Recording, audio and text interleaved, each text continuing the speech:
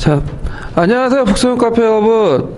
자, 오늘은 이제 저번 시간에 이어가지고 이제 그 테마 3번인 그 신탁 통치 부분 할게요. 들어가기 전에 좀 이제 공지해드리면, 여기가 지금 에어컨이 틀고 있거든요. 그래가지고 너무 더워가지고 에어컨을 틀어야 될 것 같아요. 근데 이제 문제는 에어컨 틀면 이게 바람이 너무 세기 때문에 이게 에어컨 바람까지 녹음이 돼요. 그래서 어저께 제가 그걸 한번 그 동영상을 봤더니 에어컨 바람이 좀 심하더라고요. 그래가지고 요번 연도 요번 강의부터는 제가 이제 이렇게 마이크로 이렇게 쓰기도 했어요. 이 마이크는 이게 연결돼 있어가지고 요 제 음성을 중심으로만 이렇게 녹음이 되거든요. 예, 그래서 이번부터는 강독을 제가 이렇게 이제 읽는데, 강독을 하면 제가 마이크를 돌려야 돼요. 상당히 이게 부자연스럽기 때문에 이거는 제가 이제 딱 보고 중요한 부분만 짚고 이렇게 넘어가는 식으로 이제 할게요. 예, 이 점 양해해 주시고요. 테마 3번 넘어가기 전에 저번 시간에 잠깐 제가 잘못 설명한 부분이 있어가지고 그거 좀 수정하고 넘어갈게요.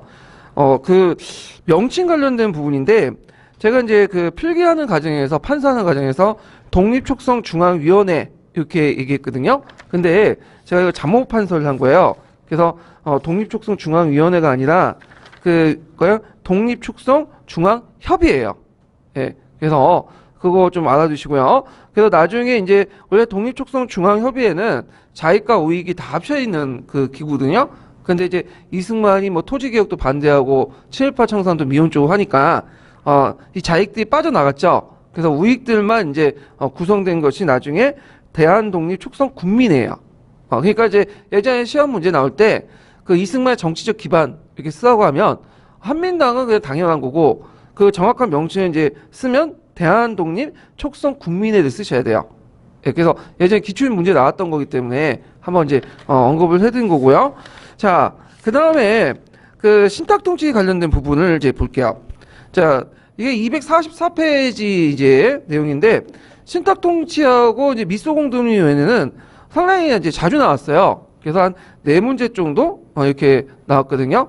그래서 이게 상당히 중요한 부분인데, 자, 그러면 이 신탁통치와 관련된 직접적인 회담이 어떤 회담이냐면 모스크바 협정이에요. 예, 그래서 모스크바 3상회의라고 하죠. 물론 이제 그 전에도 그 한국의 신탁통치에 대해서 얘기는 했어요. 그래서 2차 세계대전 때 카일로 회담이라든지 그 다음에 얄타 회담이라든지 이런 등등해서 이제 얘기를 했는데, 그 회의가 한국의 신탁통치를 위해서 모였던 회의가 아니거든요. 그래서 일본이나 뭐 독일의 전후철이나 대응 과정들 관련된 모임이기 때문에 우리의 그 한국의 신탁통치에 대해서 모인 것은 이 모스크바 3상회의죠. 예. 그래서 이 모스크바 3상회의는 미국, 영국, 소련의 외상들이 그 한국 문제를 본격적으로 논의하기 위해서 모스크바에 모여서 모스크바 협정을 발표하게 되죠.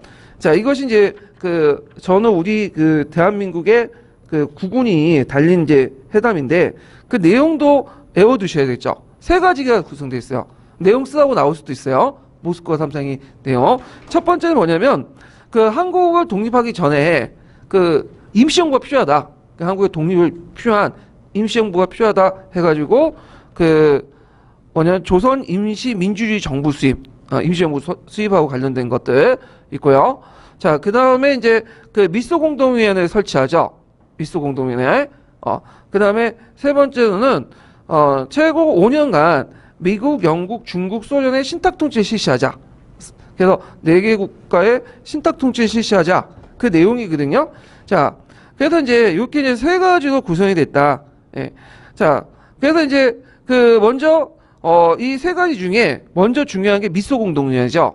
그래서 미국과 소련이 미소공동회를 개최해가지고 뭐 임시정부도 논하고 신탁통치와 관련된 내용도 논하기 위해서 이제 했죠. 자, 그래서 이제 신탁통치에 대해 이제 이것이 국내에 전해졌어요. 근데 이제 이때 국내에 전해질 때 어떻게 전해졌냐면 동아일보에서 이제 이걸 알려졌죠. 근데 동아일보가 이제 이걸 제대로 전달한 게 아니라 오보를 터뜨린 거야. 어떤 식으로 이제 오보를 터뜨렸냐면, 이 동아일보는 미국의 한 일간지 기사를 전제를 하고 하면서 이 신탁통치를 제안한 국가는 그 소련이다. 그리고 미국은 어쩔 수 없이 따랐다. 이런 식으로 이제 오보를 이제 전한 거죠. 근데 실상을 보면 신탁 통치를 먼저 제안한 것은 누구냐면 미국이에요, 미국. 예. 그래서 미국이 거의 20년 넘게 신탁 통치를 하자고 제안을 했는데 소련은 처음에 반대했다가 미국의 뜻이 그러니까 적당히 조절해갖고 5년 이내로 해가지고 조절한 거거든요. 예. 근데 미국이 그 신탁 통치를 하자고 주장한 건 뭐냐면 그 당시 남한 내 그 여론을 보면 절대 미국한테 좋을 여론이 아니야. 왜냐면 그 당시에는 이제 주로 그 우익보다는 사회주의 계열죠. 사회주의 계열에 대한 지지도가 높았어. 그래서 만약에 지금 당장 독립을 시켜버리면 정권이 누구한테 넘어가는 거야? 사회주의 정권에 넘어가 버리죠. 그러니까 그건 당연히 친미가 아니라 친소련이 될 수밖에 없죠. 그러니까 미국의 입장일 때는 시간을 좀 끌어서 그 뭐냐면 미국의 우호적인 여론을 형성한 다음에 그 다음에 뭐죠? 정권을 수립하는 게 낫겠다. 그래서 이제 이렇게 한 거고 소련 입장일 때는 지금 당장 뭐냐면 독립시킨 게 자기한테 유리하니까 그런 식으로 이제 얘기를 하는 거죠. 자, 하여튼 근데 이제 중요한 것은 그 모스크바 3상회의는 그 뭐냐면 신탁이 중요한 목적이 아니죠. 신탁은 그 중요한 게 아니라 한국의 독립이 중요한 거야. 신탁은 하나의 수단이고 때에 따라서 안 할 수도 있는 거야, 그거는. 근데 이제 마치 이게 그 동아일보에서는 신탁을 만치 주요 목적이냐 이렇게 이제 설명을 한 거죠. 자, 그러니까 이제 이거에 대해서 이 동아일보 오보가 일어나니까 당연히 그 자익과 우익이든 어떻게 반탁을 하죠. 왜냐하면 지금 우리가 일제 35년 동안 지배를 받았는데 또 강대국에 또 지배를 받아야 되냐. 국민 정서상 이게 받아들이지 못한 거잖아요. 근데 이제 나중에 시간이 지나면서 자익의 태도가 바뀌어져요. 자, 왜 바뀌어지냐면 처음에 이들도 반탁을 했어. 근데 이제 나중에 소련이 이제 그 자익들에게 이렇게 얘기를 하죠. 어떤 식으로 얘기하냐면 요거 내용 보면 모스크바 3상회의 내용 보면 후견이란 말이 있다. 이 후견을 이제 얘네들 신탁을 후견이라고 이제 설명을 해요. 후견이란 말은 그 강대국이 통치한다는 의미보다는 옆에서 너네들 독립하는데 도와준다는 의미다. 이거 모스크바 3상회의는 신탁 통치가 목적인 게 아니라 한국의 독립이고 신탁 통치는 하나의 수단에 불과하다. 그러니까 이제 빨리 임시정부를 수립을 해서 그때 뭐 임시정부 수립하고 나서 너네들 신탁 통치를 뭐 안 하고 싶으면 안 하고 곧바로 뭐 한국 독립할 수 있다. 이런 식으로 얘기를 한 거죠. 자, 그러니까 이제 이 자익도 이제 소련의 말을 듣고 어떻게 돼? 태도가 바뀌어져. 그러면 당장 뭐죠? 지금 모스크바 3상회의를 빨리 결정해서 그 신탁 통치를 하든지 그 다음에 임시 그 정부를 수립해고 새로운 독립을 하든지 하자. 그래갖고 얘네들이 처음에 반탁이었는데 찬탁으로 바뀌게 되죠. 그리고 이제 이 찬탁을 하는 자익들이 그 미소공동위원회를 개최하고 이제 신탁을 창성하기 위해서 뭘 이제 결성하냐면 민주주의 민족전선을 결성해요. 네, 제가 저번 시간에 얘기했는데, 자, 이 민족주의 민족전선은 이제 줄임말로 민전이라고 하죠. 민전. 예. 그래서 자익들의 모임들이에요. 그러니까 하나의 단체가 아니라 여러 단체들이 모였는데 거기 민주주의 민족전선의 이제 대표적인 단체가 세 가지가 있죠. 조선공산당이 있고 남조선 신민당이 있고 인민당이 있죠. 조선인민당. 그래서 이런 단체들이 이제 민전을 결성했다. 그럼 우익의 이제 태도를 볼게요. 자, 우익은 처음부터 끝까지 뭐예요? 반탁이죠. 네, 반탁이고 이게 이제 동아일보의 주장 그대로 믿어. 네. 그래가지고 소련이 먼저 신탁 통치를 제시했다. 그러니까 소련이 나쁜 놈이다. 그러면 이제 어떤 식의 이제 구도가 형성되냐면 우익은 반소련, 소련은 사회주의 국가죠. 반공, 그다음에 반탁 이런 구도가 이제 형성이 된 거죠. 그래서 이제 이들을 중심으로 해가지고 하나 우익의 중심으로 우익들이 뭉치자. 그래갖고 이제 그 당시 대한촉성 그 국민회의 이승만, 그다음에 그 당시 비상정치회의 김구를 중심으로 해갖고 이제 이렇게 뭉치게 되죠. 자, 그래서 이제 이렇게 우익들이 이렇게 이제 반탁을 중심으로 뭉쳤고, 그리고 자익들은 또 찬탁을 중심으로 뭉쳤죠. 그래서 그 자익들은 반대로 우익들의 논리에 반대예요. 자, 친소, 그다음에 친공, 그다음에 찬탁. 이 자익들의 논리와 그다음에 반소년, 반공, 반탁의 논리가 대립된 거죠. 그래서 그 강복 후에 이제 이게 자익과 우익의 갈등이 어떻게 해요? 신탁 통치 문제를 가지고 첨예하게 대립을 하게 된 거야. 그래서 1946년에 그 이런 대립이 이제 포면화된 사건이 일어나요. 3.1 운동 기념일을 이제 개최를 하는데 자익과 우익이 따로 개최를 하는 거야. 그리고 나서 뭐냐면 개최하고 나서 끝나고 나서 행사 끝난 다음에 자익과 우익의 사람들이 뭐야? 패싸움을 하는 거죠. 예, 그만큼 분열돼 있었다는 거죠. 자, 그럼 미군정의 태도는 뭐냐? 자, 미군정은 좀 약간 얘네들은 좀 걸리죠. 찌끔할 거야. 왜냐면 자기들이 이제 원래는 그 신탁을 제안을 했는데, 근데 뭐 신탁을 먼저 제안하든 안 제안하든 그 미군정에 때는 중요한 게 아니죠. 얘네들 때 볼 때는 그 반탁이라도 이 미군정 때는 사회주의 세력보다는 누가 그 지지해 주는 게 낫겠어요? 우익들을 지지해 주는 게 낫겠죠. 나중에 이제 정권을 위해서. 그래서 그 당시 미군정은 이 우익들의 어떤 반탁 분위기 그리고 반소련 분위기를 절저히 이용하기 시작하죠. 그래서 이제 그 대한민국 비상국민회의를 이제 소집을 하죠. 그래서 이제 비상정치회의하고 그다음에 앞에 대한독립촉선국민회의 같은 것들을 모아서 대한민국 그 비상국민회의를 결성하고 이걸 바탕으로 해서 자문기구를 만들어요. 그래서 남조선 대한국민대표 민주위원회를 개편하는데 자 이것은 이제 좌우합작운동하고 또 관련돼 있어요. 이건 나중에 좀 설명할게요. 자 그래갖고 그 당시 신탁 문제는 그 좌우 대립구도가 이제 이걸 통해서 형성돼갖고 그 국내 정치 세력의 분열의 결정적 계기가 됐다. 그래갖고 이것이 이제 그 친일 세력의 학대 또 살아남는데 그건 뭐냐면 구시된 거죠. 그래갖고 그 당시에 이제 두 개의 구도가 형성됐다고 했죠. 반탁, 반소련, 반공가. 그 다음에 이제 찬탁, 친소련, 공상, 친공 이렇게 형성됐는데 그러면 친일파들은 어느 주대에 섰을까요? 친일파들의 특징이 뭐예요? 줄을 잘 쓴다는 거죠. 눈치 보고 어디에 쓰겠어? 당연히 자기가 살아남으려면 그 찬탁보다는 반탁 세력, 그러니까 우익에 줄을 쓰는 게 낫겠죠. 그러면서 이들이 이제 친일 세력들이 반탁 세력으로 이렇게 가담을 하면서 이들이 일종의 뭐냐 반공 투사가 돼버린 거야. 예전에 친일파가 욕을 얻어먹었는데 반공 투사도 이제 변신하고 이런 과정에서 이들이 살아남게 됐다. 이렇게 좀 기억을 해두시면 되겠죠. 자, 그러면 일반 국민들은 그 찬탁 문제에 대해서 어떤 감정을 가질까요? 반탁일까요? 찬탁일까요? 당연히 반탁이죠. 예. 그래서 그 당시 여론조사 보면 반탁이 절대적인 우익이 있거든요. 그러면서 이때부터 여론 지형이 바뀌게 되는 거야. 그래서 그 신탁통치 문제가 일어나기 전까지는 그 사회주의 세력들이 뭐냐면 여론이 되게 높았어요. 사회주의 어떤 여론들이. 근데 이제 요쪽이 이제 신탁통치가 바뀌면서 우익 쪽에 이제 여론 지지가 높아지게 된 거야. 자, 그래서 이제 여론 지도가 바뀌기 시작했다. 물론 이건 북한이 아니라 남한 내에만 이제 이렇게 국한돼서 얘기를 하는 거야, 지금. 자, 그래서 이제 이런 내용도 이제 좀 보시면 되고요. 그러면 임시정부 수립을 위해서 이제 먼저 할 게 뭐냐? 미국과 소련이 뭘 개최하는 거죠? 미소 공동위원회를 개최하는 거죠. 그래서 미소 공동위원회가 1946년과 1947년 1차 미소 공동위원회, 2차 미소 공동위원회 두 번에 이제 거쳐갖고 이제 일어났는데, 자, 1차 미소 공동위원회를 볼게요.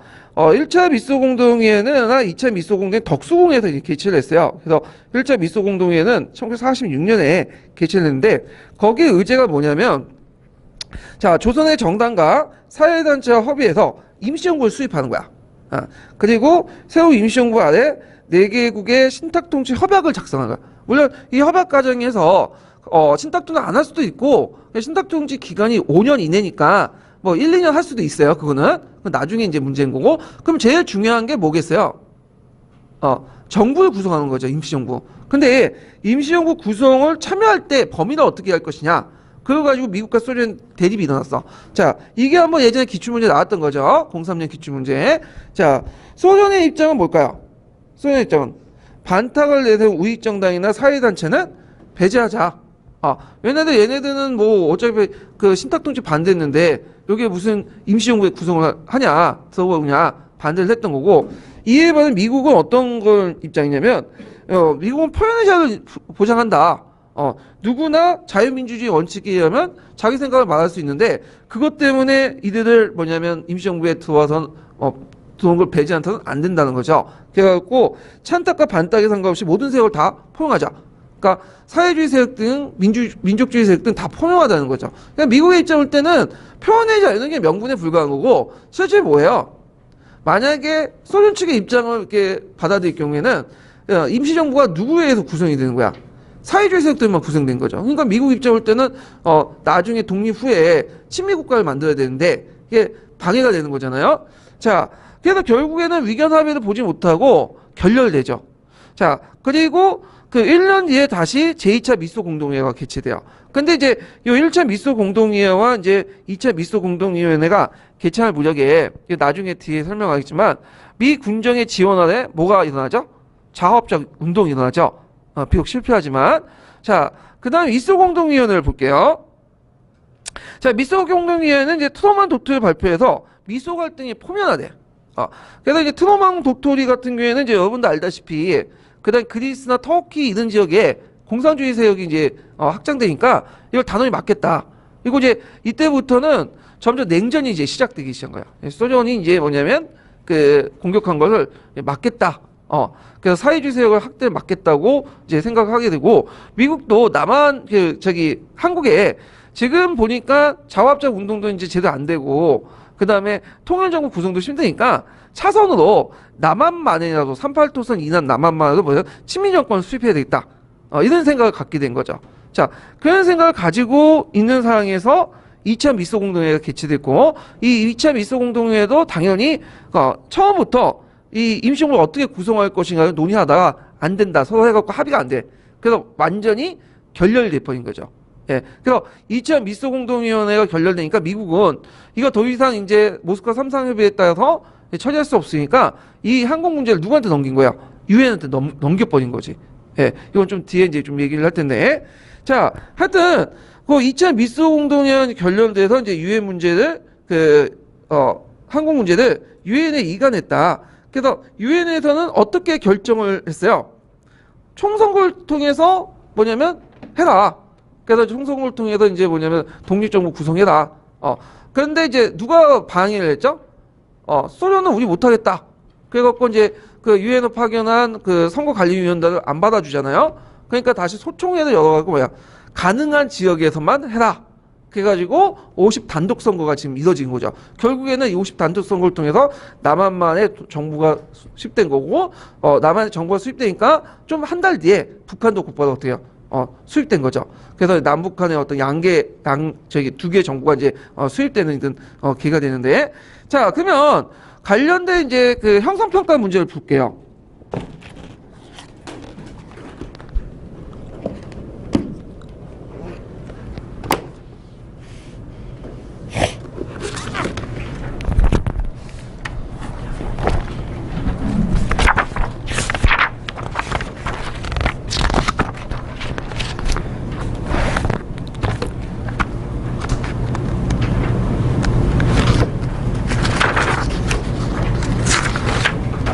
자, 형성평가 그 184페이지 35번 문제 볼까요?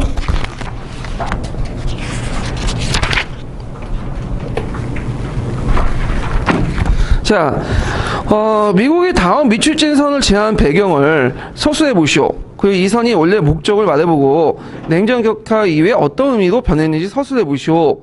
이렇게 있는데, 자, 요거는 이제 요거 주제하고 이제 관련이 없지만 이 38도선이 형성된 배경을 좀 얘기를 하고 있는 거야. 이걸 좀 얘기를 하면 이건 세계사와 좀 관련돼 있는데 처음에 이제 소련하고 일본은 불가침 조약을 맺게 됐어요. 그래서 이제 그 태평양 조약에는 이제 태평양 전쟁에서는 소련이 참여하지 않았거든요. 자, 근데 소련이 이제 동부전선에서 이제 독일군을 물리치죠. 그러면서 이제 그 동부전선의 병력에 여유가 있는 거야. 근데 미국은 그 당시 이제 일본을 이제 물리치고자 이제 태평양 전선에 활동을 하고 있었는데 문제는 일본이 약체긴 약체예요. 근데 일본 애들이 한 번 이제 그 악이 있어가지고 그 뭐냐면 항복하지 않고 옥세를 하죠. 그 감히 가지고 공격하고. 그러니까 미국 애들이 일본 애들이 점령한 성을 하나하나 점령할 때마다 미국 병사 10,000명에서 20,000명이 죽는 거야. 인력 손실이 되게 많은 거죠. 그러니까 이제 미국 입장일 때는 소련한테 뭘 요청했냐면 그러면 너네들 동부전선에 있는 남아있는 병력을 좀 빼가지고 일본을 공격해달라. 이게 요구를 한 거예요. 그러니까 이제 소련이 알았다. 왜냐면 소련 입장일 때 미국이 지금 지원을 받고 있는 입장에서 거절할 수 없었던 거죠. 그래서 이제 동부전선이 어느 정도 마무리하고 나서 독일의 항복을 받고 나서 그리고 때마치 또 미국과 아니 소련하고 일본의 불가침 조약의 협정이 만료가 됐어. 그래서 재갱신을 이제 거부하고 그 병력을 동부전선에서 다시 일본 쪽으로 이렇게 옮기게 되죠. 그러니까 태평양 쪽으로. 자, 그러면서 8월 9일 날 전격적으로 공격을 들어가요. 근데 이제 그 당시 그 미국의 계산은 뭐냐면 소련이 공격해도 그 당시 북쪽에는 강동군이 있었죠. 강동군이 잘 막아주고 어느 정도 기회를 가지면서 그 올 거다. 그러니까 이렇게 급속하게 내려올 거라고 생각하지 않았어. 그러니까 소련의 지원은 필요했지만 그렇다고 소련이 급격하게 들어온 건 또 원하지 않았거든요. 그리고 때마치 또 미국이 뭐예요? 핵폭탄을 개발했잖아. 나가사키, 히로시마. 그 폭탄을 터뜨리니까 이제 소련이 이제 오히려 방해가 되는 거죠. 근데 소련은 그거 무시해버리고 그냥 강동군들을 이제 공격해오는데 강동군들이 지금 그 당시 병력이 많이 착출돼가지고 대단히 약화된 상태였고 소련군이 공격해오자 그냥 무너지기 시작해요. 결국에는 8월 15일 이전까지 북한의 일부 지역까지 뭐냐면 소련이 막 내려오기 시작한 거야. 그러면 이제 미국의 입장일 땐 당한 거죠. 잘못하면 한반도가 다 누구 땅으로 넘어간 거야. 소련 쪽으로 넘어가잖아요. 그래서 그 당시 이제 그 메가더 장군이 이제 태평양 사령관이었는데 그 참모를 불러가지고 이제 회의를 열었어. 그러면 지금 당장 이제 서울을 우리가 먹는 걸 하고 적당히 소련이 남침을 할 수 있는, 그러니까 남하할 수 있는 제지선을 한번 제시해봐라. 그래가지고 보니까 딱 그 북쪽에, 서울 북쪽에 뭐야? 38도선이 있는 거야. 그래서 38도선을 이렇게 딱 긋고 이게 좋습니다. 하니까 이제 그 당시 미국이 제안을 한 거죠. 소련한테. 우리가 38도선 이남까지는 저도 이제 일본군에 이제 무장 해제를 해줄 테니까 38도선 이북은 너네들 무장을 해라. 근데 그 처음에 거절할 줄 알았어요. 미국이. 근데 미국이 이제 거절할 줄 알고 이제 제안을 했는데 소련에게. 그래서 스탈린이 받아들인 거야. 이게 이제 나중에 알려졌는데 왜 받아들였냐면 스탈린은 나름대로 계산이 있었죠. 왜냐면 이제 스탈린은 우리가 이걸 미국의 입장을 받아들이면 제안을 받아들이면 나중에 전후에 일본 있죠. 일본의 북쪽 섬 있죠. 홋카이도를 그 자기한테 줄 거다 제안을 하면 줄 거다 생각을 하고 왜 받아준 거죠. 미국의 입장을. 그래서 외교에서 이제 주고받는 게 있는 거잖아요. 그래서 이제 나중에 이제 미국한테 이렇게 제안을 했어요. 홋카이도 지역을 우리한테 달라. 근데 미국이 뭐야? 한마디로 노라고 거절해버린 거지. 그러니까 스탈린의 계산이 잘못된 거죠. 자, 하여튼 그래가지고 그 당시 38도선 이남과 이북 이렇게 나눠지는데 이게 처음에는 이게 각각 뭐 정부를 수입하자는 생각은 없었어. 다만 요걸 계기로 해갖고 소련과 미국이 한반도 이남의 일본군들은 자기가 무장 해제하고 그 다음에 이북은 뭐죠? 소련이 한다. 이런 생각이에요. 그러니까 38도선은 무장 해제를 목적으로 위해서 처음에 만든 거예요. 예. 자, 근데 이제 시간이 지나면서 이게 어떻게 돼? 38도선을 계기로 해가지고 남한과 북한의 정부가 수입되고 이것이 일종의 뭐예요? 남북한 대립이 되는 어떤 선이 되는 거죠. 이건 나중에 얘기고요. 자, 하여튼 그 냉전 격화로 어떤 의미로 바뀌었는가? 처음에는 이제 일본군 무장 해제를 위해서 했던 것들인데 이게 민족 분단선, 그러니까 남한과 북한의 어떤 분단선이 되는 거죠. 6.25 전쟁을 계기로 해가지고 이게 뭘로 바뀌어요? 후전선으로 바뀌죠. 예. 그래서 지금 예전에 한번 제가 38도선을 한번 어릴 때 넘은 적이 있거든요. 속초간다고? 그랬더니 북한을 끌려가는 거 아니냐 이렇게 생각을 한 적이 있는데 지금은 38도선이 아니라 뭐죠? 후전선이에요. 후전선. 예, 뭐 기본적인 거지만. 자, 그래서 이제 이런 것도 있고요. 그 다음에 한번 보면 또 이게 몇 페이지야? 173페이지 펴보세요.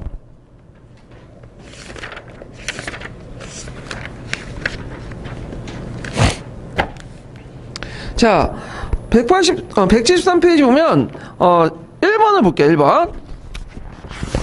여기 금성교과서에 있는 내용인데요.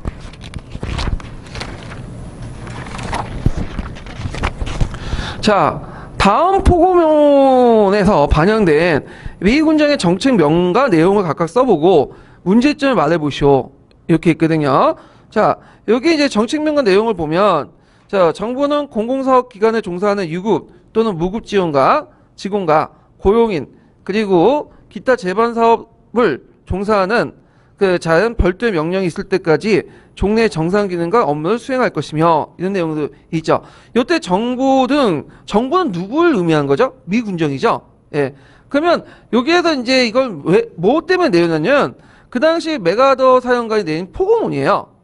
그래가지고 이제 미국이 들어오니까 이 포고문을 내려가지고 했는데 미국의 입장을 때는 한국은 잘 몰랐고 한국에 대해서 한국은 일본인하고 비슷하다고 생각했어. 그래서 상당히 이제 뭐냐면 해방군이 아니라 점령군으로 왔거든요. 그래서 일본에 행했던 조치도 그대로 한 거야. 그래서 이제 예전에 했던 일을 그대로 해라. 그리고 절대 권고방동하지 말라. 그렇게 했거든요. 이걸 무슨 정책이라고 하냐면 형상 유지 정책이라고요. 형상 유지 정책. 그래갖고 이 형상 유지 정책에 대해서 미 군정은 그 예전에 일본에서 일을 했던 그 일본 관료들이나 일본 관료라니까 이제 일본 통치시기의 조선인 관료들이 의미한 거죠. 조선인 관료들이나 조선인 그 일본 경찰들 있죠. 예, 이런 사람들이 그대로 일하도록 했어요. 그리고 한동안 미군정을 운영했던 사람들이 어떤 사람이냐면 오늘날 말하면 적폐 세력들 있죠. 이 적폐 세력들이 남아가지고 계속 했다. 근데 이것이 나중에 강복 후에, 그러니까 독립 후에 그 이승만 정권 때도 그대로 이용해줘. 그때 또 적폐를 청산해야 되는데 이승만 정권 아까 말한 것처럼 국내 기반이 약했죠. 그러다 보니까 이들을 적극적으로 이용해가지고 통치 기반을 활용했기 때문에 친일파도 이렇게 살아남았다. 이렇게 이제 보시면 되겠죠. 자, 그래서 이제 이렇게 이제 보고 그 174페이지 좀 펴보세요. 4번.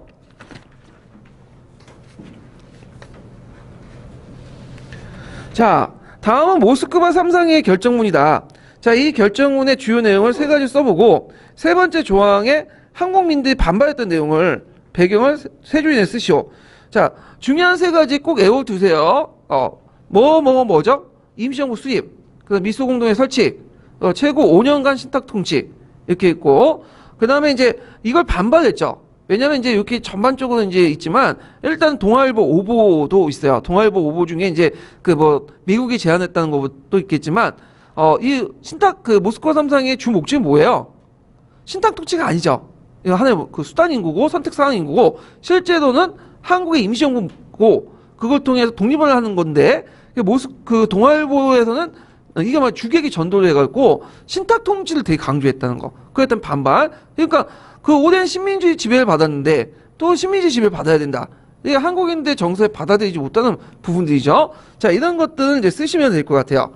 자, 그 다음에 그 밑에 있는 이제 그 5번 문제를 볼게요. 5번이 이제 기출과 관련된 건데, 자, 다음 미추진 회의의 결렬 이유를 2주 이내로 이제 서술해보고 완전 결렬 직후에 미국과 소련이 한반도 철 입장을 각각 말해보시오. 자, 미소 공동위원회가 1, 2차에 거쳐서 이제 했던 건데, 그 왜 결렬됐을까요? 그것은 이제 그 1, 2차 미소 소련과 평양 오는데 평양에서 있다가 이제 서울의 덕수궁에서 또 개최했죠. 자, 임시정부 수립을 어떻게 할 것이냐. 그래서 임시정부의 그 구성원들을 어떻게 할 것이냐. 그래서 이 입장 차이 이게 예전에 기출문에 나왔던 거고. 그러면 그게 결렬된 후에 이제 어떤 식으로 처리했냐. 미국의 입장에서는 한반도 문제를 국제연합으로 넘기자. 그래서 거기에서 처리하자. 그런데 이제 소련의 입장 올 때는 이게 마음에 안 드는 거야. 왜냐면 그 국제연합은 누가 장악하고 있죠? 지금 위에는? 미국이 장악하고 있잖아. 미국과 이제 소련 입장 올 때는 미국과 그 시대와리 국가들이 이제 장악을 하고 있는 거죠. 근데 여기에서 형성된 그 여론은 안 된다. 자기들 불리하다. 그러니까 두 나라 군대가 동시에 철수한 다음에 한국인 스스로 정부를 수립하도록 맡기자 이 주장이에요. 근데 이제 그 소련은 그 당시 미국보다 좀 약간 반응권이 약했기 때문에 미국 입장 때도 이제 유엔에서 처리하다가 소련이 거부를 내는 거죠. 그래서 이게 잘 안 됐는데, 자, 이렇게 해가지고 이제 있다. 이거 좀 기억을 해두시면 되고요. 자, 그 다음에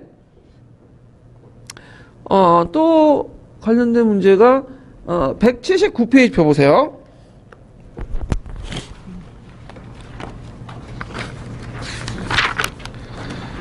자, 179페이지의 20번 문제 보죠.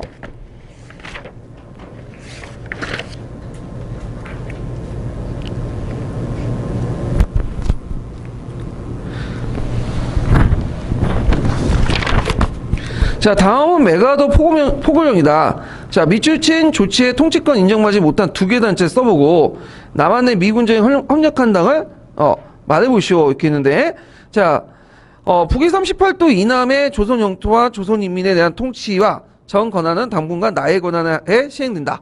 자, 이 말은 뭐냐면 38도선 이남의 유일한 그 정부는 어떤 정부다? 미 군정이라는 거야. 그러면 그때 조선인민공화국이나 그 다음에 또 이제 뭐냐면 뭐죠? 대한민국 임시정부 이렇게 그러니까 엄밀히 대한민국 임시정부보다는 한독당 이런 것들이 이제 있고 그 다음에 미 군정에 협력했던 당은 한민당이죠. 네, 한민당. 자, 그 다음에 이제 문제가 21번 문제 볼게요.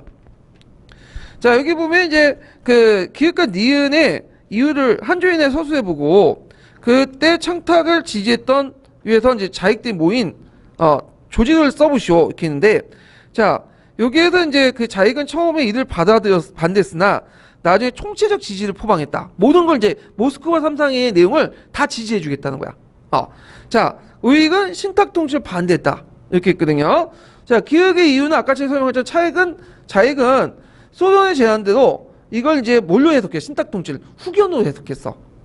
그래서 옆에 도와준다. 그리고 아까 얘기한 것처럼 요게 주 목적이 뭐예요? 임시정부 수립해갖고 독립한 거고 그 다음에 신탁은 지금 차후에 논의할 수도 있는 부분이다. 여부는. 자, 그래서 이제 총책 지지를 포명한 거고 근데 우익은 이제 그 아까 얘기한 것처럼 강대국에 한 신탁 통치를 다른 식민지 지배로 본 거죠. 예. 그래서 이제 이걸 계기로 해가지고 이제 그 뭐냐면 여론 지형이 자익에서 뭘로 우익으로 넘어간 거야. 예. 그 다음에 이제 그 조직은 민주주의 민족정선. 예. 그래서 이걸 줄여서 뭐라고 하죠? 민전이라고 민전. 그래서 민주주의 민족전선도 예전에 객관식 기출 때 한번 오답을 언급돼 있었거든요. 그래서 싸고 나올 수 있어. 예. 민전을 외워주시면 괜찮은데 민전 편하잖아 그냥. 근데 이걸 원래 원칙대로 써라 나올 수 있어. 그럼 민전 쓰면 안 되고 민주주의 민족정선 외워두세요. 예. 자, 그래서 이렇게 해서 이제 좌우익과 갈등 관련된 부분들을 한번 풀어봤고요. 그 다음에 이제 뒤에 넘어가서 좌우합작 운동과 해방전국의 정치세력 활동 이렇게 보죠. 자, 요거는 이제 좌우합작 운동은 주로 이제 살펴볼 것은 뭐냐 1차 미소공정위원회가 결련된 후 그 다음에 2차 미소공동회 개최하는 사이에 몇 년의 시간이 있었냐면 1년의 시간이 있었어요. 요때 이제 미 군정의 지원을 받아갖고 좌우합작 운동이 일어났거든요. 네, 그래서 요 부분들이 예전에 한번 시험 문제 나왔어요. 그리고 재작년 문제도 한번 나왔죠. 좌우합작 친원치 관련된 부분 쓰라고 이제 나왔는데 자, 그러면 요 관련된 부분들을 한번 보고 넘어갈게요. 그러면 시기적으로 이게 한번 좀 볼게요. 자, 아까 얘기한 것처럼 시기 이제 표도 이제 제가 한번 작성을 해봤어요. 자, 1차 미소공동위원회에서 2차 미소공동위원회에 이제 그 뭐냐면 그 직후에 이렇게 중간 사이에 미 군정의 지원을 받아갖고 좌우합작 운동이 일어났거든요. 그래서 이제 미 군정은 그날 극자 세력은 어떤 세력들이에요? 공산당이죠. 조선 공산당. 극우는 이승만 같은 그 한민당 계열의 사람들. 자, 이 사람들 배제하고 중도파 중심. 그러니까 중도파라는 것은 그 좌파나 우파나 중도 좌파, 중도 우파가 있잖아요. 이런 세력들 모아가지고 좌우합작 운동을 지원을 해줬어요. 그래서 이 좌우합작 운동을 통해서 통일정부를 구성한 다음에 이걸 통해서 친미화시키겠다. 그러니까 왜 미국 군정이 지원을 해줬으니까 어떻게 돼요? 미국 군정이 고막격이고 이 앞으로 이제 좌우합작 운동을 통해서 탄생한 정권은 당연히 친소 정권이 아니라 뭐죠? 친미 정권이다. 이런 계산안에 이제 좌우합작 운동을 지원을 했던 거예요. 근데 문제는 좌우합작 운동 자체가 그 주도했던 사람들이 힘이 약했어. 정치력이 약했죠.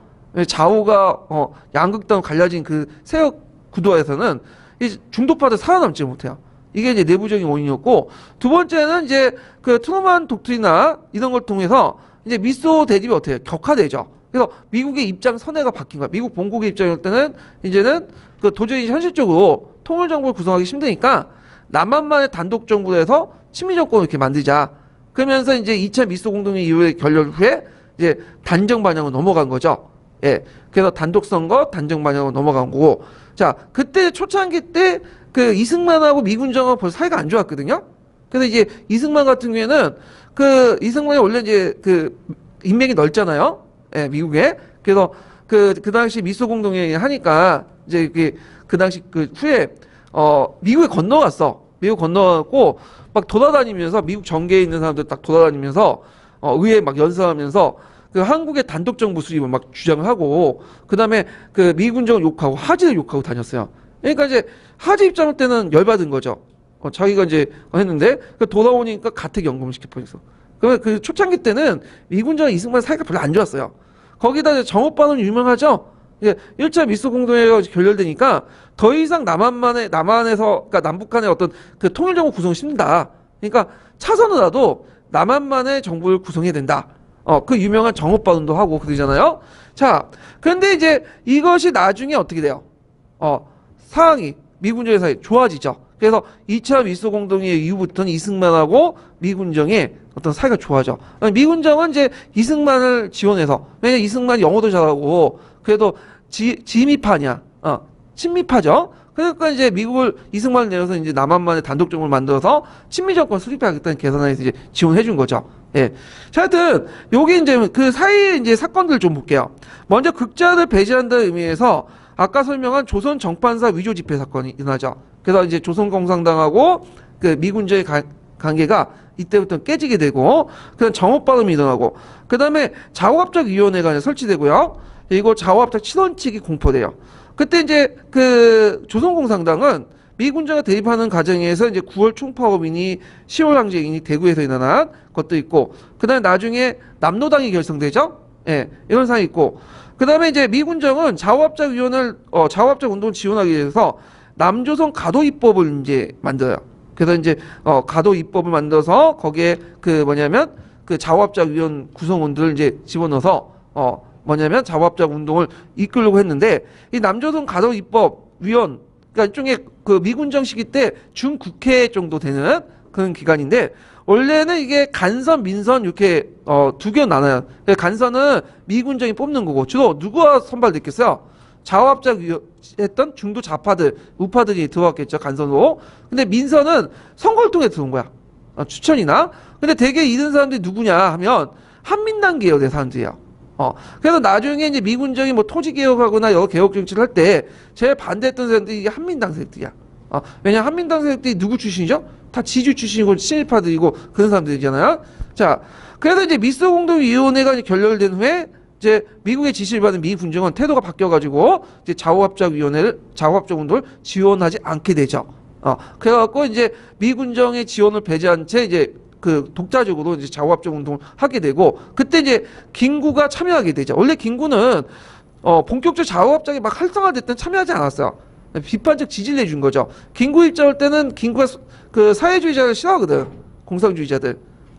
그래서 진정한 이제 이 사람이 그 우파인데, 보수주의자인데, 하여튼 근데 나중에 보니까 잘못하면 남북한의 단독 정부가 이제 수립된 기미가 보이니까 그때 참여하게 된 거죠. 좀 약간 상황 판단을 잘 못했던 것 같아요. 그래서 이제 남북 협상에 참여하고 그러는데 이 부분은 나중에 좀 얘기를 할게요. 자, 그러면 이제 그 테마를 이제 본격 들어가서, 자, 1차 그 공동위원회 결렬된 후에 각 정치 세력의 입장을 좀 볼게요. 자, 이승만, 한민당, 구구 세력들, 이 세력들은 그 반탁을 주장하면서 단독 정부 구성을 이제 얘기하죠. 자, 그래서 단독 정부 구성의 대표적인 발언이 뭐냐면 정업 발언이에요. 정업 발언. 그래갖고 이 정업 발언은 꼭 기억을 해두세요. 임용 기초대도 나왔고, 그 다음에 그 뭐냐면 한국사 능력에도 자주 나오고 수능에도 많이 나오는 거야. 자, 보면 이제 우지는 무기 후에된 미소 공동회가 재개된 기색을 보이지 않으면인데, 이때 미소 공동회는 몇 차 미소 공동위원회죠? 1차 미소 공동위원회다. 이렇게 이제 보시면 되고, 그래갖고 이제 여기 쭉 내용에 보면 임시정부, 남방만이라도 임시정부 혹은 위원회 같은 걸 조직하자. 그래서 이제 남한만의 단독 정부를 구성하자. 이렇게 이제 주장을 하게 되는 거죠. 예. 자, 근데 이건 같은 우익이라도 김구는 다른 입장이죠. 반탁은 반탁이야. 그렇지만 입장 차이가 있죠. 이승만하고 반탁이지만 자오합작이나 남북 통일하자. 이거 이제 갈라져서는 안 된다. 그래서 힘을 합쳐가지고 뭐냐면 단일 정부를 구성하자. 이렇게 이제 주장을 했던 거고요. 근데 이제 김구는 아까 말한 것처럼 자오합작위원회에서 처음엔 지지했지만 이 사람이 소극적으로 행동을 안 했다가 나중에 이제 하는 거죠. 좀 뒤에. 자, 그 다음에 자익 같은 경우에는 삼상회의를 적극적으로 총체적으로 지지해서 통일정부를 구성하고, 근데 이 사람들은 또 자오합작은 반대. 왜냐, 자오합작을 할 경우에 누가 들어온 거야? 우익들이 들어온 거 아니야? 그러니까 자익만의 어떤 통일정부 구성을 이제 주장했던 거고. 자, 그 다음에 중도파는 아까 이제 이 중도파는 중도 우파하고 좌파를 얘기한 거죠. 이들은 이제 중심으로 해서 그 자화합작 운동이 지지했는데, 자, 김규식과 여운형이 주요 인물이죠. 김규식은 어떤 사람이야? 중도 우파 인물이고요. 그 다음에 여운형은 중도 좌파 인물이죠. 그래서 좌우합작 위원회를 구성한다. 이렇게 이제 보시면 되고요. 그래서 이 좌우합작 운동의 배경을 볼게요. 자, 중도호전인 정치세력 형성, 우익세력이 남한만의 단독정부 수립 주장에 반발, 미군정의 지원 등등 해가지고 있고, 특히 이제 그 당시 중국에서 국공내전이 일어났죠. 그래서 국공내전에서 이제 마살 장군이라는 사람이 국공합작을 시도를 한 적이 있어요. 물론 이게 실패했지만 이런 것도 이제 어떤 영향을 줬다 이렇게 보고 있어요.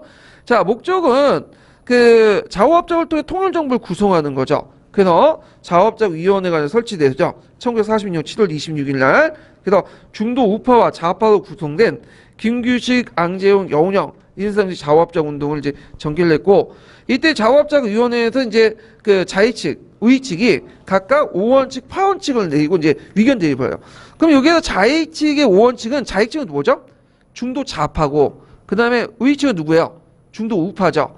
결국에는 이제 신탁 통치, 토지개혁, 반민족 행위 처리, 미군적 입법기구 이런 것들의 의견 차이도 해갖고 이제 했다가 얘네들이 적당히 타협본 것이 뭐냐면 좌우합작 신원칙이죠.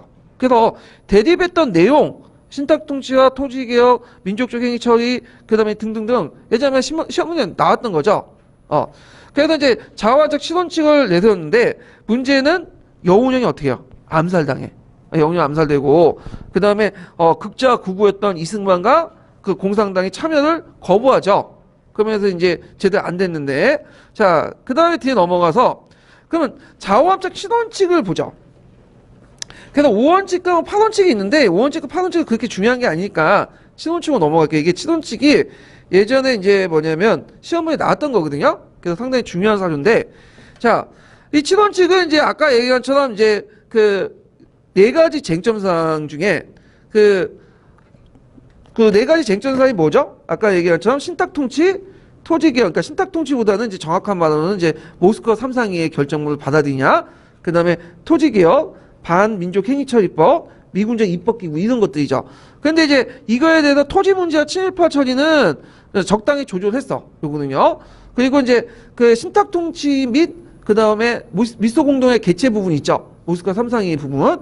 그 부분은 이제 신탁통치는 반대한다. 근데 뭐요? 모스크바 3상위를 빨리 해갖고 임시정부 구성한다. 이건 또 찬성이야. 이런 식으로 이제 했고, 그 다음에 미군정의 입법기구 인식. 그러니까 미군정이 그 당시 제안을 했거든. 가도 입법위원을 만들 테니까 너네들 도와라. 근데 그거에 대한 이제 인식이 좀 차이가 있었는데, 그건 나중에 설명할 텐데, 그거에 대해서는 우익 측의 의견을 따는 거죠. 그러면 내용을 이제 좀 볼게요. 자, 조선은 민주의 독립을 보장한 3상의 결정에서 그 남북을 통한 좌우합작으로 민주주의 임시정부 수립할 거. 자, 여기에서 모스크바 3상위에 대한 결정 관련된 내용인데, 모스크바 3상위에는 모두 다 받아들인 건 아니에요. 이 부분적으로만 받아들인 거죠. 신탁통치는 지금 언급 없고 뭐만 받아들인 거죠? 예? 여기 그 임시정부 구성, 인수정부 구성만 받아들인 거죠. 그래서 3상위를 그러니까 좌우합작위원회를 빨리 넣어서 임시정부 구성하자. 요거는 받아들인 거야. 그러니까 일부 누구 입장을 수용한 거야? 자익 측의 입장을 수용한 거죠. 예. 근데 이제 요때부터 여운형하고 이제 또 박헌영의 갈등이 일어나. 왜냐면 박헌영은 총체적 지지야. 그러니까 세 가지 다 지지해 주자. 근데 여운형은 반탁, 그러니까 신탁은 이제 유보한 채 뭐만 임시정부 구성으로 이렇게만 받아들이자 해갖고 부분적 지지를 하죠. 요렇게. 그러다 보니까 이제 여운형하고 박헌영이 갈등이 일어난 거죠. 예. 그 다음에 두 번째로는 보면, 자, 1번과 2번은 이제 미소 공동이라고 이제 이거고, 3번 보죠, 3번. 토지 문제인데, 토지 문제는 상당히 민감해요, 이게. 그래갖고 이제 그 자익 5원 측에서는 이제 뭐라고 하냐면, 그 토지 개혁해서 무상 분배, 무상 몰수하자. 근데 이제 우익 8원 측에서는 그만의 직접적 언급이 없어요. 근데 이제 우익에서는 지지 출신이 많기 때문에 당연히 토지 개혁을 반대했겠죠. 그래서 이제 절당하게 이제 타협을 본 게 뭐냐. 자, 토지 개혁에 있어서 몰수를 할 때 유종권 몰수, 체감 매상을 하고 농민들에게 무상으로 분배해 주자. 이 내용이야. 자, 이거는 이제 유종권 몰수하고 체감 매상은 뭐냐? 자, 유종권 몰수는 그 일정한 조건으로 토지를 매입한다. 그냥 매입해서 그냥 몰수하면 안 된다. 북한처럼. 그 다음에 체감 매상은 뭐냐면 대지주의 토지보다 소지주의 토지에 대해서 할인 비율을 좀 낮게 해갖고 매수하자. 그러니까 예를 들어 똑같은 한 평이라도 그 대지주 같은 경우는 100만 원이라면 아니 저기 그 소지주의 그 중소 토지 같은 경우 지주 토지는 그 100만 원에 사들이고 그 대지주의 토지는 뭐야 80만 원에 사들이고 단가를 좀 낮춰가지고 이렇게 이제 하자는 거죠. 자, 이거는 누구의 의견을 받아들인 거죠? 우익의 의견을 받아들인 거죠. 근데 이거에도 토지를 농민에 무상으로 하자. 그러면 누구의 이제 거야 이거는 자익의 의견이죠. 그러면 여기에서 문제가 생긴 거야. 자, 돈을 들여가지고 사들였는데 이걸 공짜로 풀자는 거야. 그러면 그 안에 재정적인 그 부분은 누가 담당하는 거야? 국가가 담당한 거죠. 돈이 있어 우리나라 그 당시 없죠. 직원도 많이 많은 게 공공임자에 만들고 공무원 늘리자니까 반대파들이 반대하잖아. 재정 어떻게 마련할 것이냐, 돈 문제 어떻게 해결할 것이냐. 그 당시에 똑같이 그 문제 있었고 이런 문제들이 나중에 이제 그 토지개혁 문제에 대해서 한민당이나 뭐냐면 그 누구야 박헌희 다 반대. 재정 문제도 그렇고 서로 마음에 안 드는 거지 이게. 자, 하여튼 적당히 타협을 본 게 토지개혁 관련된 부분이고 7.18 문제를 보죠. 7.18. 이 7.18 부분에 대해서는 우익과 자익이 크게 의견 차이는 없는 것 같아요. 네, 왜냐면 그 예전처럼 여기에 참여했던 그 사람은 박헌영이 아니라 누구죠? 여운형이죠. 예. 그래서 이제 우익은 이제 자익은 뭐라고 얘기하냐면 7.18 처리 부분에서 볼 때 7.18 처리는 민족 반여자 7.18 8쇼 반동 거두를 완전히 배제하자고 얘기하거든. 그리고 우익 파원 측에서는 임시정부 수립 후에 특별한 법적을 구성해서 처리하자. 그러니까 이제 요 말은 뭐냐? 자익 5인칭은 배제하자는 거는 그 박헌영처럼 잡아다가 인민재판 해가지고 국가 총살시키자는 얘기 아니야. 지금은 중요한 거는 7.18 처리가 아니라 뭐죠? 통합정부 구성 아니야. 그러니까 권력에서 제외하자는 거지. 그리고 이제 그 뭐냐면 일제시대 때 생계형 치인했던 사람도 있죠. 이런 사람들은 이제 살려주자. 마찬가지로 우익도 7.18 처리는 동감하는데 요거는 임시정부 후에 특별법정을 해갖고 하자. 그러면 적당히 타협이 나오겠죠. 이게 계산이 서로.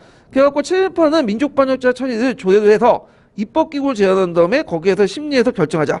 그래서 자익과 우익이 뭐냐 적극적으로 절저하게 뭐냐면 그 처리해줬다. 이렇게 이제 보시면 되겠죠. 자, 그 다음에 5번을 이제 볼게요. 5번은 5번 말고 저기 쭉 넘어가서 6번 볼게요. 6번. 자, 입법기구 관련된 건데 입법기구는 그 당시 이제 미군정이 제안했던 거야. 그래서 미군정이 남조선 가도 정부 또는 남조선 가도 입법위원을 제시했죠. 그래서 정부는 이제 가도 정부는 이제 행정권과 관련된 거고 그 다음에 그 입법위원은 입법권과 관련된 의회와 비슷한 건데 거기 참여 문제에 대해서 요거는 우익하고 자익이 좀 입장 차이가 있어요. 우익은 참여하지 않은 거야. 근데 자익은 참여하지 않겠다. 왜냐하면 참여해봤자 꼭두각시밖에 안 난다. 최종 결정권을 누가 가지고 있어? 하지가 가지고 있잖아. 아무리 거기에서 결정을 해도 하지가 노예에 빠지면 어떻게 돼요? 안 되는 거잖아. 그래서 이제 하다가 결국에 우익 측의 의견을 받아들여서 참여하겠다. 그래서 이제 미군정의 제안을 받아들인 거죠. 이런 것들. 그래서 좌우합작 신원층은 자익과 우익이 적당히 타협해가지고 본 거야. 근데 이 중도 좌파, 중도 우파가 타협해서 이제 좌우합작 신원층을 내세우니까 이거에 대해서 뭐 각계의 반응이 달라. 이게 이제 공산의 기출문에 나왔는데, 자, 일단은 김구일 정을 때는 찬성하겠다. 100% 만족한 것은 아니지만 지금은 중요한 것은 남북한의 어떤 통일정부 구성 아니냐. 그래서 비판적 지지를 해요. 김구는. 자, 근데 이승만은 조건부 찬성이라고 이제 하는데 이승만의 논리가 뭐냐면 그 좌우합작이 되면 공산문자대 파괴 공작이 멈추고 그 민족지향의 국권회복에 동일한 보조가 기대했던 것인데 지금 공산당은 다대수 다 반대하는 거냐. 조선공산당은. 그렇기 때문에 그 이게 과연 필요가 있느냐. 그러니까 그 안에는 그 내용은 뭐 지지하는데 실제 실효성이 없다는 거야. 그럼 지지하겠다는 거야, 지지하지 않겠다는 거야. 실제로 지지 안 하겠다는 거죠. 예. 그 다음에 한민당은 당연히 반대하죠. 왜냐하면 한민당 입장일 때는 일단은 토지 문제도 그렇잖아. 유조건 몰수 뭐 무상분배하는데 이 재정 어떻게 할 것이냐. 뭐 친일파 처리도 마음에 안 들고. 그다음에 조선공산당도 당연히 얘네들 때문에 무상 몰수죠. 북한식으로 하는 게 이제 토지개혁 목적이고. 그다음 친일파가 너무 소극적이다. 그러니까 친일파 했던 애들 지금 당장 끄집어내갖고 뭐예요? 총살시키자. 박헌영의 주장이고. 그다음에 이제 그 뭐냐면 그 모스크바 삼상의 부분적 지지해줬다. 그러니까 모스크바 삼상 중에 이제 뭐냐면 그 총체적 지지를 해줘야 되는데 일부 빠졌다는 거죠. 뭐 빠졌어 지금? 신당 문제가 빠졌잖아 지금. 예. 자, 그래서 이제 뭐냐면 다 반대하는 거야. 극우든 극자든. 자, 그러다 보니까 제대로 될 수 있을까요, 없을까요? 될 수가 없겠죠. 자, 그래서 미군정은 또 이제 그 자화합작 운동을 후원하기 위해서 그 당시 이제 입법기구를 만들었죠. 이게 남조선 가도정부예요.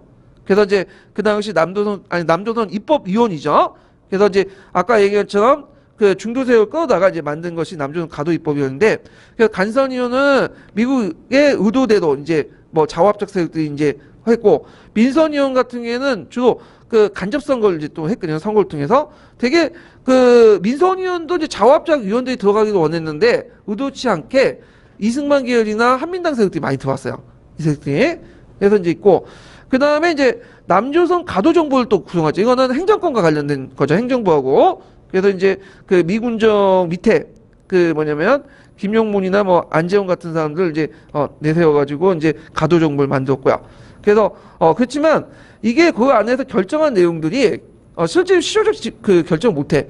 왜냐하면 그 미군정의 그 하지가 거부해버리면 어떻게 해요? 실현되지 못하는 거야. 그래서 실질적인 자문기구에 불과했다. 이렇게 이제 보시면 되겠죠.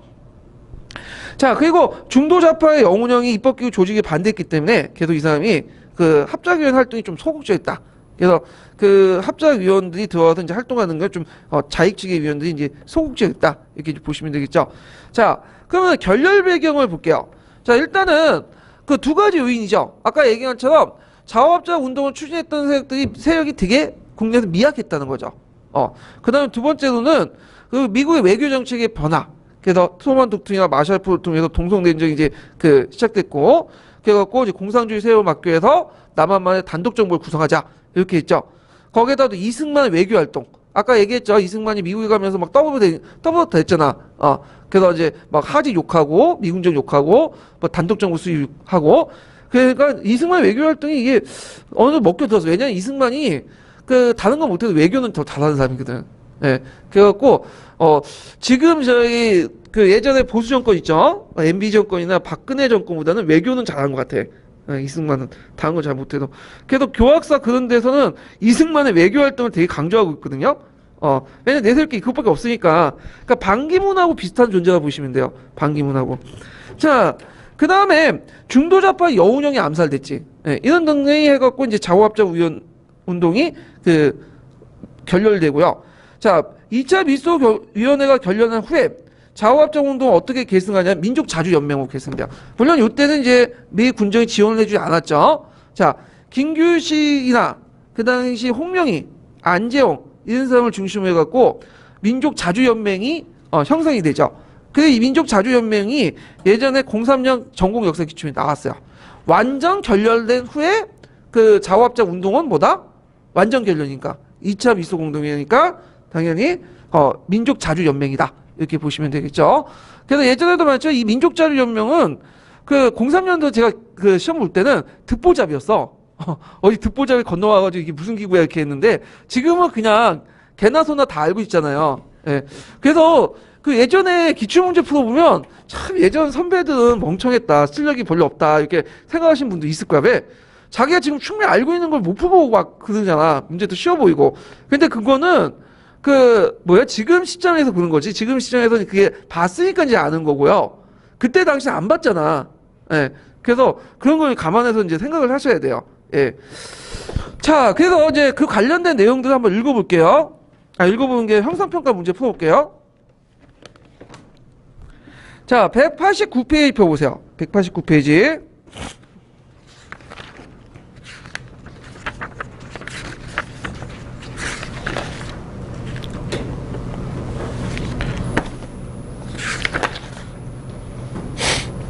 아, 189페이지 맞나? 네, 이게 잘못 적었네, 제가. 184페이지네요.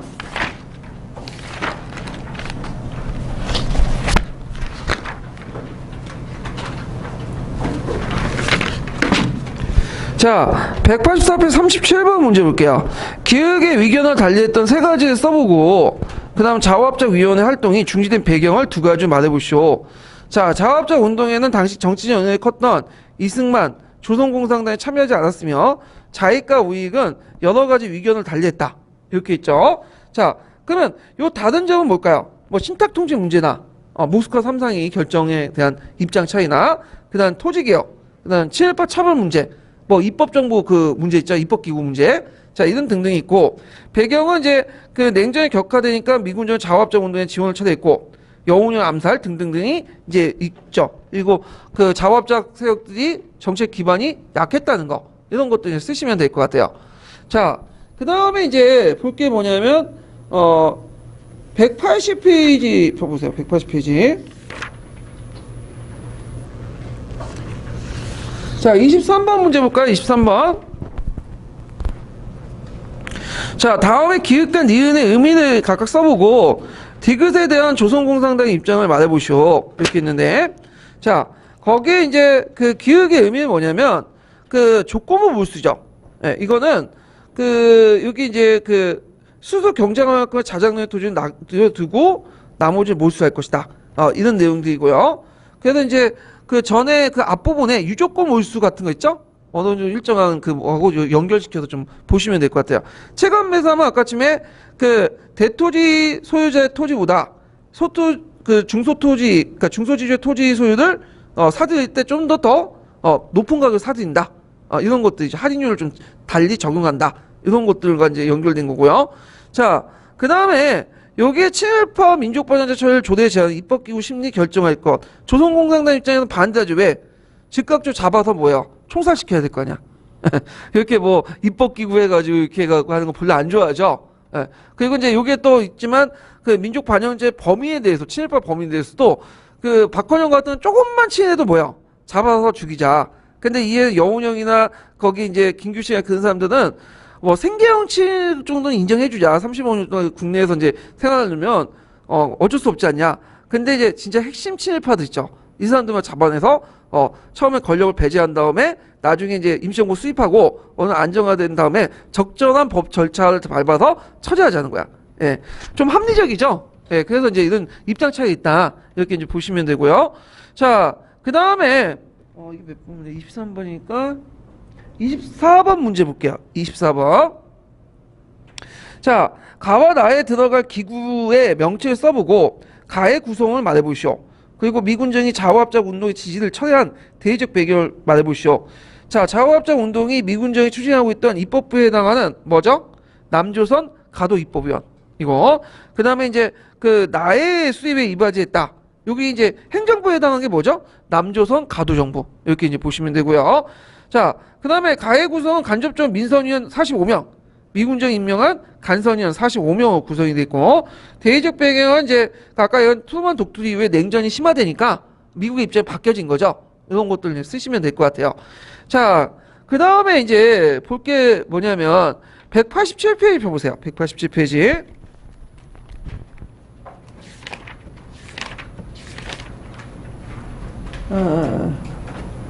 이게 맞나? 잠깐만요. 제가 37분.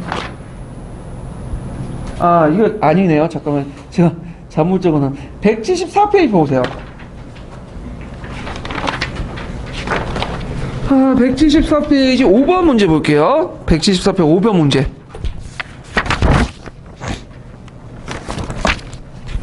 자, 다음 미출진 회의 결렬 이유를 두 주인을 서술해보고 완전 결렬 직후에 미국과 소련이 한반도 처리 입장을 이거 갑자기 예전 했죠 이거.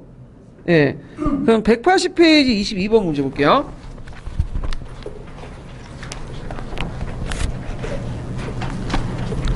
자, 22번 문제를 보면 이거는 이제 뭐와 관련된 사료죠? 정업반원과 관련된 거죠. 이승만의 정업반원. 그래서 이제 이제는 우리가 무기 후에된 공의가 쭉 있는데 요때 이제 이 미출신 관련된 역사적 사실을 한 줄 쓰시오. 1차 미소 공동위원회가 임시정부 구성과 관련돼 갖고 결렬됐죠. 누굴 참여시킨 거에 대해서. 그래서 이 사람이 정업반원 요지가 뭐야 일단? 통일정부가 안 되면 남한만의 단독정부를 만들자. 이런 내용이죠. 정업 발언. 그래서 수능이나 뭐 한국사 능력이나 기출문제 자주 나오는 거니까 눈에 계속 발려두세요. 이 사료는. 자, 그래서 이렇게 해서 이제 한번 그 자화합작위원회 관련된 내용들 이제 봤고요. 자, 그 다음에 넘어갈게요. 남북협상과 4.3 사건 넘어갈게요. 자, 남북협상과 4.3 사건도 그 예전에 04년도 뭐 11, 13년도 이렇게 자주 나왔던 부분들인데, 자, 한번 볼게요. 이 부분에 대해서.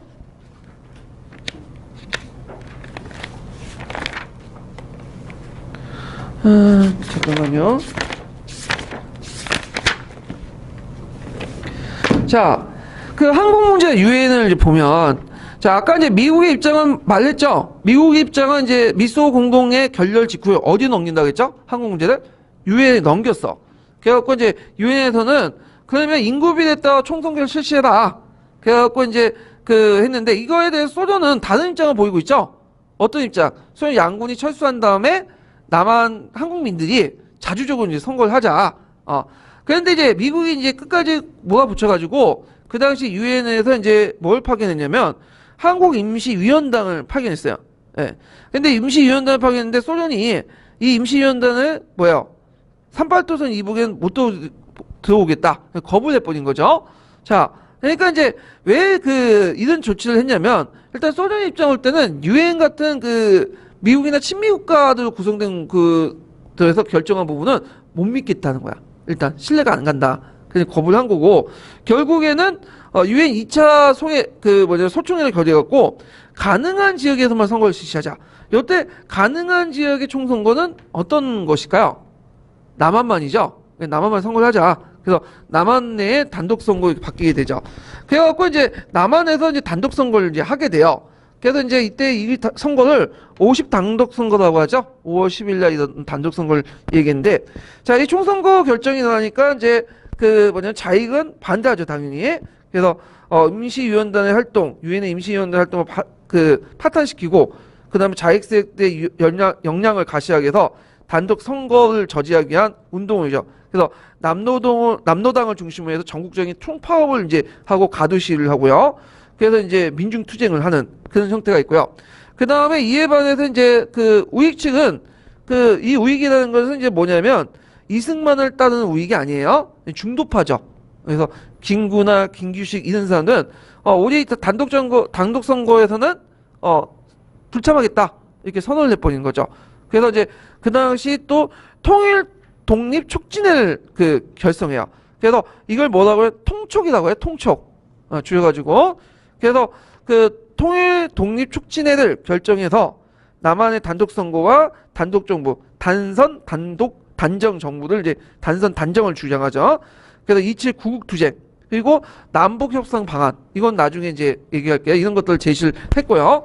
그래서 아까 얘기한 것처럼 이런 중도 좌파 중도 우파의 어떤 이제 남북한 통일 정부 구성 이런 세력들을 이제 무슨 세력이라고 하죠? 나중에 혁신계라고 해요. 혁신계. 그래서 주체들의 이제 움직임들 보면 처음에는 어떤 단체가 있었어요? 예? 자화합작위원회가 있었죠. 그 다음 두 번째 단체는 뭐죠? 민족자주연맹이 있고 그 다음에 세 번째는 아까 통촉이라고 하는 단체가 있었죠? 예, 50 단독 선거 전후로 해서. 그래서 이제 요렇게 이제 외워두시면 될 것 같아요. 자, 그 다음에 제주 4.3 사건을 보죠. 이 제주 4.3 사건이 요즘에도 상당히 많이 많죠. 예. 그래서 이제 보면 이 제주 4.3 사건 내용을 이제 보면요. 배경을 보면 여러 가지예요. 일단 남한만의 단독 선거 반대 이게 있고 그 다음에 미군 철수 그 다음에 구구태력. 구구태력이라는 건 뭐냐면 경찰도 포함되어 있고 서북청년단이 있어요. 서북청년단.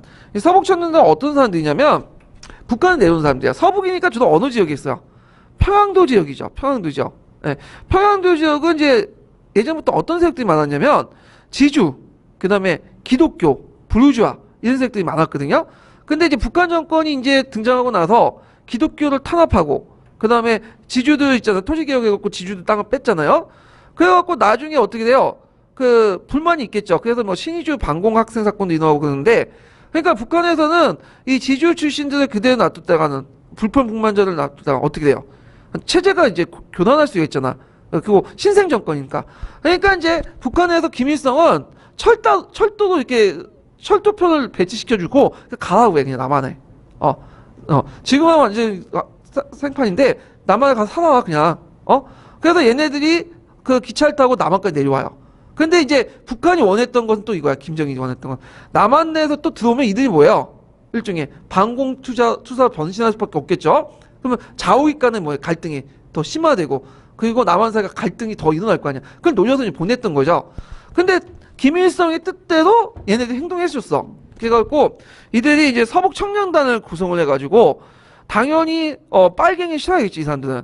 그러니까 빨갱이의 기미만 보이면 때려잡고 백색 테러 일으키고 문제가 있었던 집단이에요.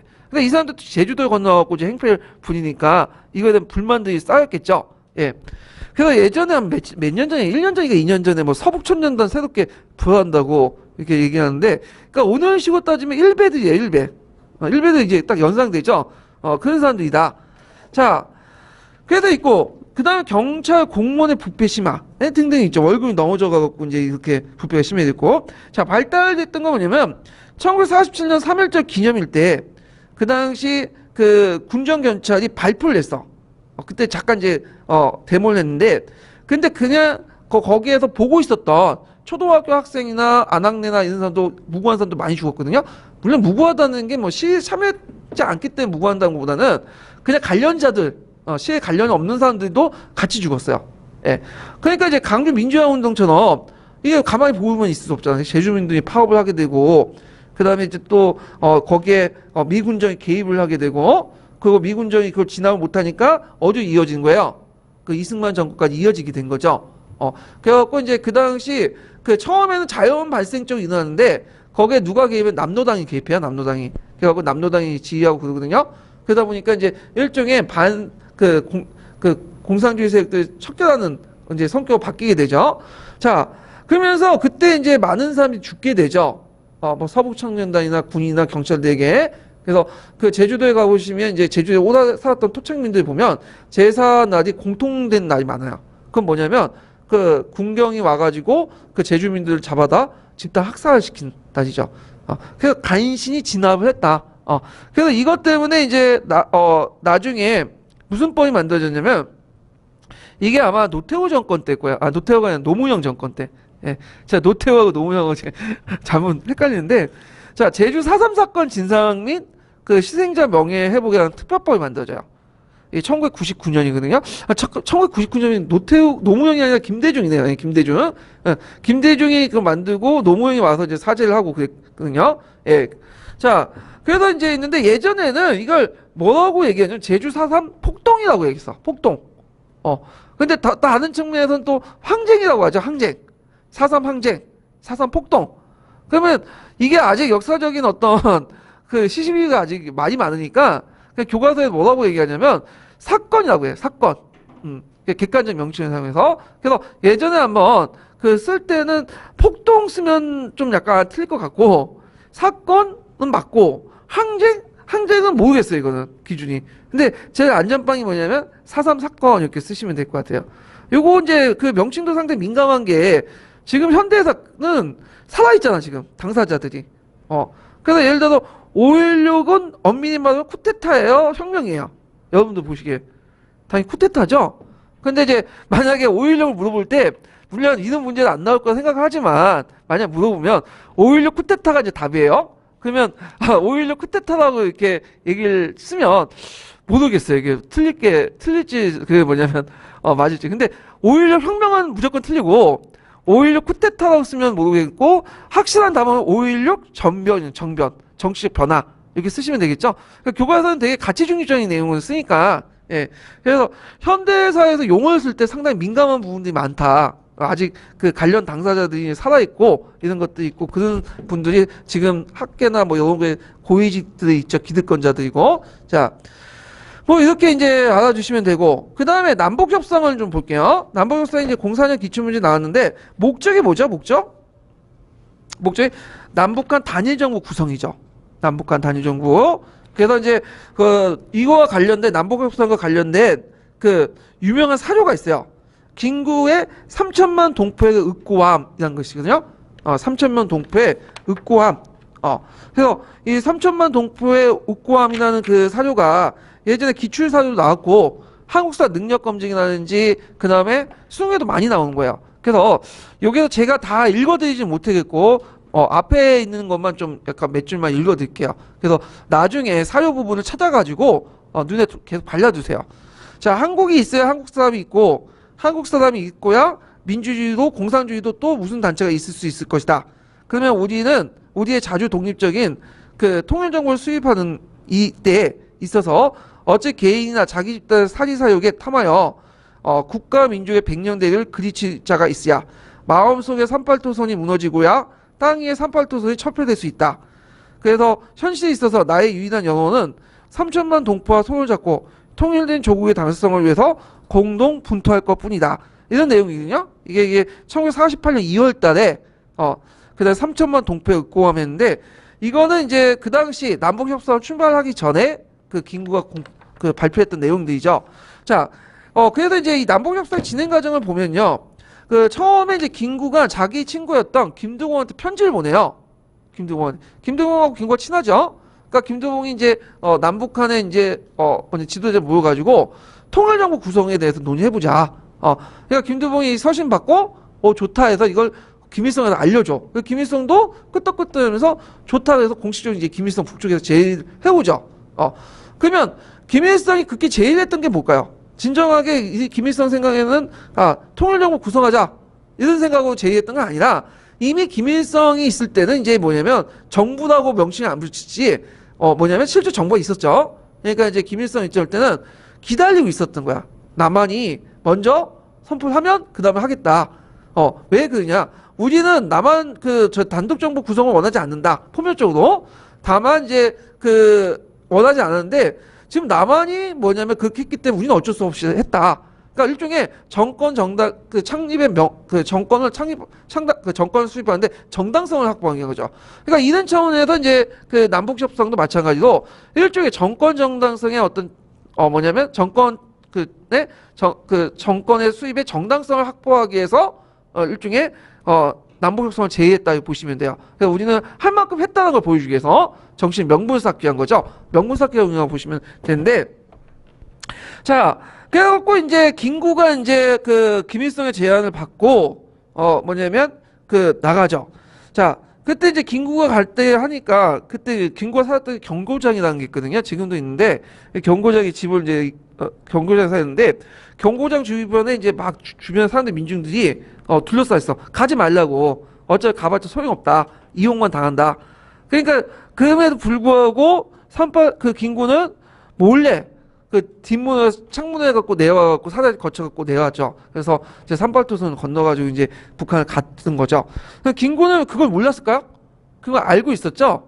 근데 김구 입장일 때는 이게 이제 김일성이 정권을 세우기 위한 명분에 불과하다 이렇게 생각했지만 후세 사람들이 보기에 그래도 뭔가는 남겨야 될 거 아니야 발자국을. 그래서 역사적으로 뭔가 지금 안 되더라도 뭔가 후세 사람들에서 어떤 발자국을 남겨서 후세 사람들 교훈을 줘야 된다. 그래서 간 거예요. 자, 그래서 이제 1차와 2차 남북 협상이 이제 두 개가 있었는데 실제로 김구가 참여했던 협상은 1차죠. 그래서 이제 남북 전당 및 사회단체들이 참여했고요. 민족주의 진영에서는 김구와 김규식이 이제 참여를 했고 거기에는 여러 단체의 협의회가 있고 그다음에 남북 정치 지도자의 요인회담이 있어요. 그래서 사김회의라고 하는데 사김회담. 네 명이 참여했죠.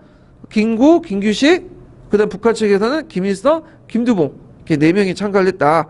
그래서 이제 했는데 나름대로 현실적으로 결정을 냈어. 합의 내용은. 그 내용을 보면 남한 단독 정부 수립 반대. 그다음에 미소 양국의 철수. 그다음에 등등인데 물론 미소 양국의 철수는 이제 미국 철수를 위해서 북한의 주도권을 잡겠다는 어떤 정치적 의도가 있겠죠. 그렇지만 이게 실제로 됐을까 안 됐을까? 안 됐죠. 남북 간의 어떤 차이점도 있고 김일성도 그거 원하지 않았어. 합의해놓고 시연을 안 했죠. 예. 그래서 결국에는 이제 제2차 남북협상을 이제 개최했는데 이 제2차 남북협상은 실제 의미는 없어. 왜냐면 사회주의 단체들끼리만 모여가지고 하는 거야. 형식적인 거죠.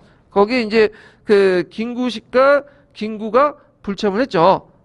그리고 나서 이게 1948년 6월달 했는데 곧 이어서 이제 8월 15일 날 남한 정부가 수입하고 나서 곧바로 북한에서는 9월 9일 날 조선인민공화국을 선포한 거죠. 그러니까 이 남북협상은 김일성이 아까 얘기한 것처럼 뭐야? 정치적 명분을 쌓기 위한 거다. 그리고 때를 기다렸다 때마침 명분 어느 정도 사는 다음에 우리는 여러 가지 노력을 했지만 어쩔 수 없이 남한에서 정권을 수입했기 때문에 우리도 어쩔 수 없이 정권을 수입한다. 이런 식의 논리를 피게 된 거예요. 자, 그래서 이제 있는데 예전에 남북협상과 관련된 부분들이 시험에 나왔기 때문에 좀 정확히 목적이나 그 합의 내용 이런 것들 좀 기억을 해두시면 되고요. 그러면 이제 관련된 이제 형성평가 문제를 잠깐 볼게요. 174페이지 펴보세요.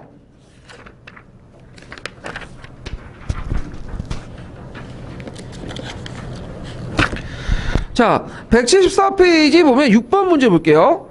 자, 다음에 기획의 인물이 당시 조직한 자화합작 단체를 써보고 이인의 결정 내용을 두 가지로 써보시오. 그리고 남북협상의 한계를 써보시오. 자, 김구식이 조직한 단체가 뭐죠? 민족자주연맹이죠? 예. 그 다음에 결정 내용은 여기 보면 외국군대 철수, 임시정부 수립, 남한의 단독선거 반대 등등 있고, 한계는 그 당시 유엔은 남한의 단독선거를 결정했는데다 북한 역시 내부적으로 독자에서 정부 수립을 하고 있었죠. 그러면 실질성이 없었다. 실질 성과가 없었다. 이렇게 좀 보시면 되고, 그 다음에 7번 볼게요. 7번. 자, 다음 밑줄진 사건과 사건의 배경을 말해보시오. 그리고 이 사건이 주도했던 단체와 그들의 요구 내용을 써보시오. 있는데, 자, 이거 노무현 대통령이 제주도 가서 이 4.3 사건을 국가 입장에서 사과를 한 거야. 요거는. 그래서 과거 사건의 진상을 밝히고 억울한 희생자와 명예를 회복하는 일은 비단 그 희생자와 유족만을 위한 것이 아닙니다. 이렇게 쭉 있죠. 그래서 역사의 진실을 밝혀 지난날 가오를 반성하고 진정한 화해를 이룩하여서 밝은 미래를 기억하고자 하는 그 뜻이 있습니다. 그러니까 노무현 개인이 그게 사과한 게 아니라 뭐죠? 대통령으로서 이제 사과를 한 거죠. 자, 여기 사건은 무슨 사건일까요? 사건은 제주 4.3 사건이죠. 이거 요 4.3 사건을 주도했던 단체들은 남노당이에요. 남노당. 예. 그 다음에 이제 사건의 배경은 아까 얘기한 것처럼 50 단독 선거나 여러 가지 문제들 겹쳐서 1947년에 3.1절 기념행사 때 그 군경의 그 무자한 발포, 무차별 발표에서 많은 사람이 이제 희생을 당하니까 그래서 전국적인 제주도에서 일어났던 것이 4.3 사건이다. 이렇게 좀 보시면 되겠죠. 자, 그래서 이렇게 해서 이제 한번 살펴봤고요. 그러면 좀 쉬었다가 테마 6번으로 넘어갈게요.